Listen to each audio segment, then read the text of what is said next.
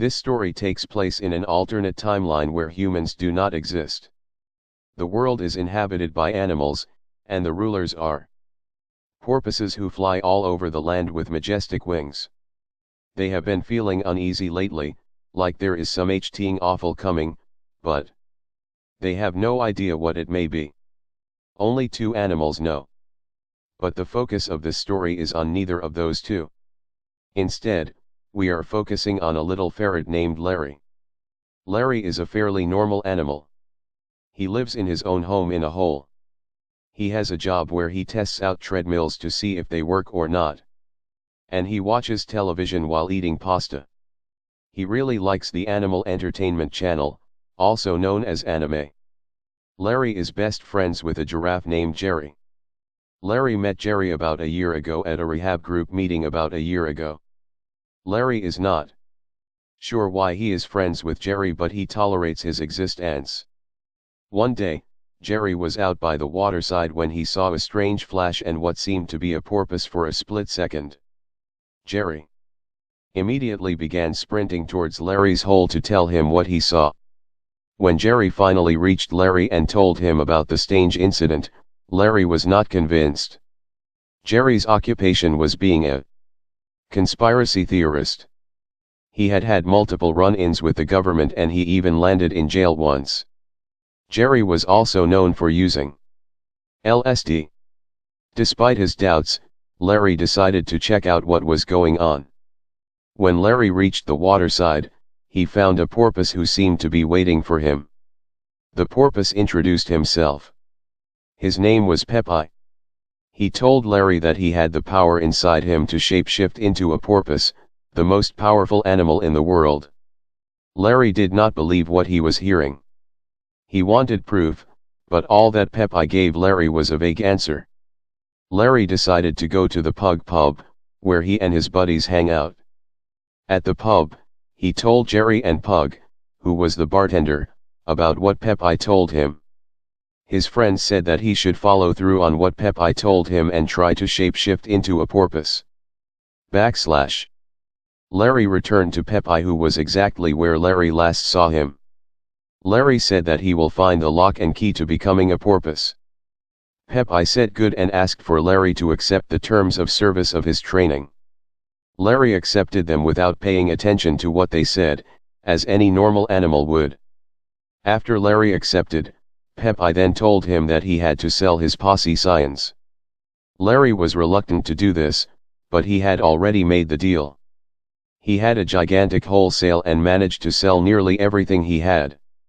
He wondered if he was going to regret this later on in life. At least he was making a profit. Finally, Larry started his training with Pepe. He met his training partner, who was a cat named Bob.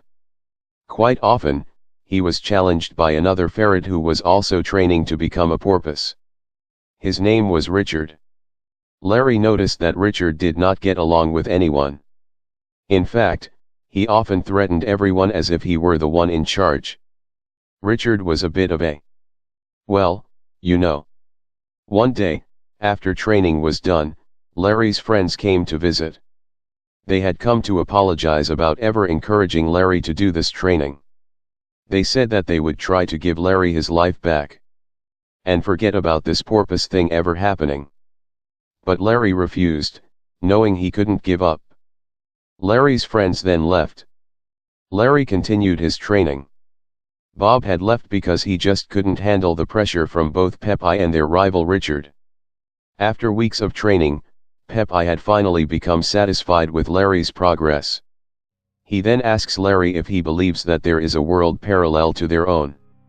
This sudden question shocked Larry at first, but he then realized that Pepe was never wrong and he knew much more than he did.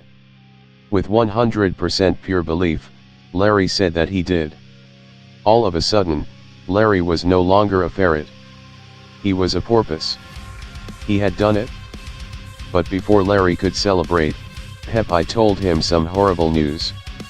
Apparently, Richard, who had become a porpoise a week before, had just killed some of the royal porpoises and fled to the alternate world, not even 5 minutes ago. Larry had no idea how Pep-I knew this, but he knew it was true. Richard always did seem power crazy. Pep-I showed Larry a timeline portal, a passage between the two worlds. When Richard went through, he found himself in an underground tunnel, with Richard and two others. But there was something different about them. They had different bodies. Larry had no idea what kind of animals they were. Then Larry realized that he was also one of these strange creatures. The two Stangers introduced themselves as Figure 1 and Figure 2. They then led the two former ferrets down the tunnels. They were then met with more figures in a pitch-bulk room. "Hello, new porpoises," said one of the figures. "Welcome to the Illuminati. This is what we call the human timeline.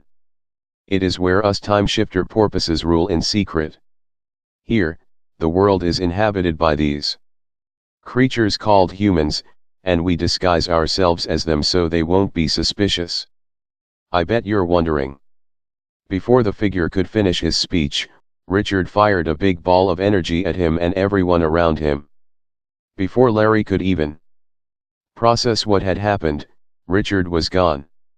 Larry ran after him and found himself outside in Fredericton, New Brunswick. Larry catched up to Richard and the two began to fight. The two discovered powers they didn't realize they had until now. They fought, and all the while Richard had the upper hand. It got to the point where Larry was laying on the ground feeling defeated. It was at this moment when Pep-I's voice popped into Larry's head. Pep-I urged Larry to keep on fighting and go beyond the power he already has. Larry did as Pep-I said and began to get very angry.